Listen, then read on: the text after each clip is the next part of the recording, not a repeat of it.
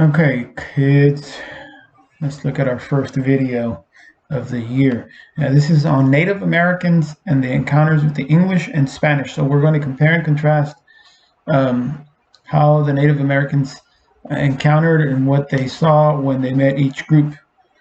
So our objective is to compare and contrast the encounters between natives and the Spanish and natives and the English. So you might want to, in your notes, do like a little Venn diagram. So let's start off with the English. Okay, so these are some of the patterns of interactions. The English wanted land, right? So that was their main thing. They saw the natives as savages, right? So they didn't intermarry with them. Another thing was that um, the English, when they sent colonies of men and women, whereas the Spanish, they just sent the conquistadors, which are mostly just men. Well, these guys sent men and women, so that's one of the reasons they did not intermarry much. And they wanted land because their focus was agriculture. Right, that's what they were seeking. These were colonies that weren't necessarily looking for much gold, but they were looking for much wanted land because in Europe, people already owned the land. You already had the landed elite. So there was this promise of land here. Um, so that caused continual warfare to attain that land. So that's the first pattern of interaction between the natives and the English. There was continual warfare from the get-go to get the land, right? Whenever possible, the English try to have treaties. Why? Because at that time they did not have the technology, the firepower, the armies to do otherwise. So they tended to have treaties and at the very beginning during colonization to set the borders of the land. Uh, Treaties at that time were based on equality between two nations, the same way we do a treaty, say, between Mexico and the United States. And there was a continual expansion westward. So as colonists came, they continued to move westward. Okay? And lastly, there was no real attempt between the English and the natives to Christianize the natives. They try to kind of inform them, but what the main thing with the interaction is that they really didn't interact much, including trying to Christianize. So again, this is a picture showing a peace treaty or smoking the peace pipe, right? And you can see from the early etchings that the natives are there kind of hanging out, trying to do their treaty, and the colonists look afraid, right? And again, because the reason for the English being here was the land, where there was continual warfare and fighting for land. Here's a primary source. It's from a a book called Conflict and Accommodation of the Northeast Destruction of the Pequots. In 1633, William Bradford wrote this, and he says, "Those that escaped the fire were slain with the sword. Some were hewed to the pieces. Others thrown with their rapiers, so as they were quickly dispatched. And very few escaped. It was conceived thus that destroyed about 400 at the time. It was a fearful sight to see them thus frying in the fire in the streams of blood, quelching the same. It was horrible. It was horrible. It was the sickest and the sinneth thereof. But victory seemed a sweet sacrifice, and they gave us prayers thereof God, who had wrought so wonderfully for them, thus to enclose the enemies in their hands and give them so speedy a victory over so proud and insulting an enemy." So as you could see from this primary source, that there was quite a bit of violence, and this is again, this is from the Puritans, right? These guys that we're about to celebrate this Thanksgiving. These Puritans were coming to fight.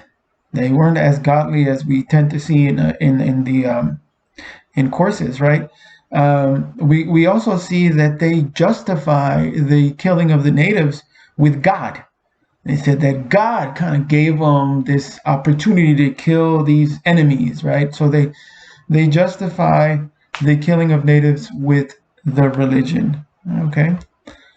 So, what were some of the consequences of those interactions with the natives during colonization? Well, there was continual movement westward, like I said, continued wars, broken treaties, because as at the beginning, part of the treaties was okay, we'll leave you alone. This land belongs to you forever. But as more people came from Europe, those treaties ended up being broken.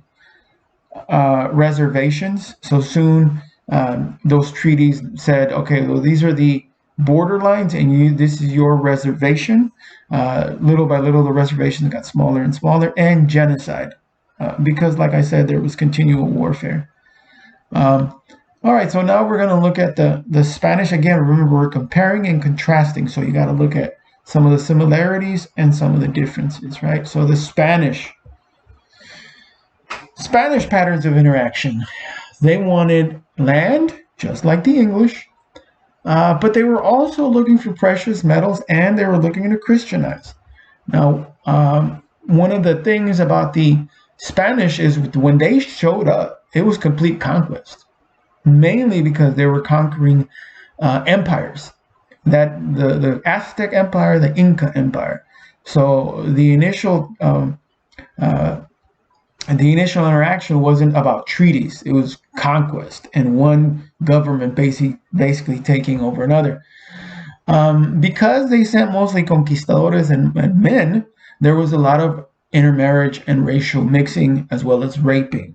Right. So there was these conquistadores came with priests, and we saw in the other lesson that we did earlier, Las Casas was a priest. The conquistadores always came with a priest because one of the missions was to Christianize folks. Not only did they take over and conquer, but to Christianize folks, right? So they took land, they took metals, precious metals, and they wanted to Christianize. Once again, complete conquest, right?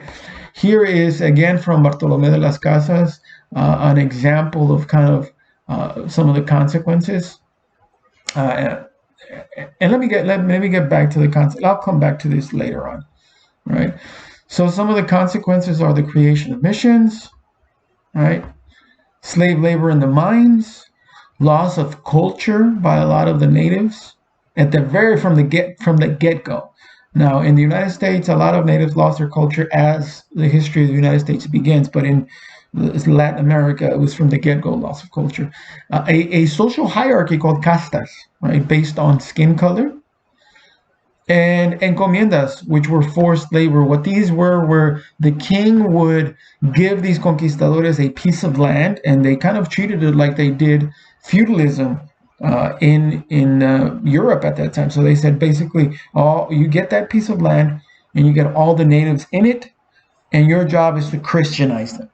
So those were the consequences. And here you see the mine of Potosi in Peru. They provided the most gold for the Spanish with the native labor. These are, again, in the encomiendas. The Spanish treated the natives really horribly, right? And this is a picture of the castas, right? You see a native woman with a Spanish and a mestizo child. So these are some of the different names: mestizo, castizo, español, mulatto, chino. And you would put these in your birth certificate. You know, I saw some of the birth certificates from some of my ancestors, and they had these kind of names on them. So this is kind of what it looked like. At the very top, you have the peninsulares. Those were the people of Spanish ancestry that were born in Spain. Right. Then you have the Spanish born in the United States, or they were mixed, the Creoles, right? Then you have mestizos. These are mixed native and Spanish, mulattos, and then slaves and natives at the very bottom, right? And you still see some of that casta system residue or leftover in the society in Latin America, because you still see a lot of colorism or racism, because this is deep. This is deep. So again, compare and contrast. Oh, I gotta get back to that primary source, because that primary source kind of deals with the mines and and the forced labor in the mines. So Las Casas says this about the mines. Mountains are stripped from top to bottom and the bottom to top, and 1,000 times they dig, split rocks, move stones, and carry dirt on their backs to wash in their rivers, while those who wash the gold stay in the water, and all the time with their bare backs bent so consistently it breaks them. And when water invades the mines, the most arduous task of all is to dry the mines by scooping up pans full of water and throwing it outside. Thus, husbands and wives were together only once, 8 or 10 months, and when they met, they were so exhausted and depressed on both sides that they ceased to procreate. As for the newly born, they died early because their mothers, overworked and famished, had no milk to nurse them. It is for this reason that while I was in Cuba, 7,000 children died in 3 months. Some mothers even drowned their babies from sheer desperation. And in this way, husbands died in the mines, wives died at work, and children died from lack of milk. And in a short time, this land, which was so great and so powerfully fertile, was depopulated. My eyes have seen these acts so foreign to human nature, and now I tremble as I write. And as I said in the previous lecture, that's why the natives in the islands off of the Caribbean were gone by the time 1600 rolled around. So, but it also shows or exemplifies how the natives were treated by the Spanish all over the place, how they were forced to work, like I said, in the mines, right? So again, in the mines, similar to this one in Potosi. So there you go. Compare and contrast, make yourself a little Venn diagram, and I'll see you in class.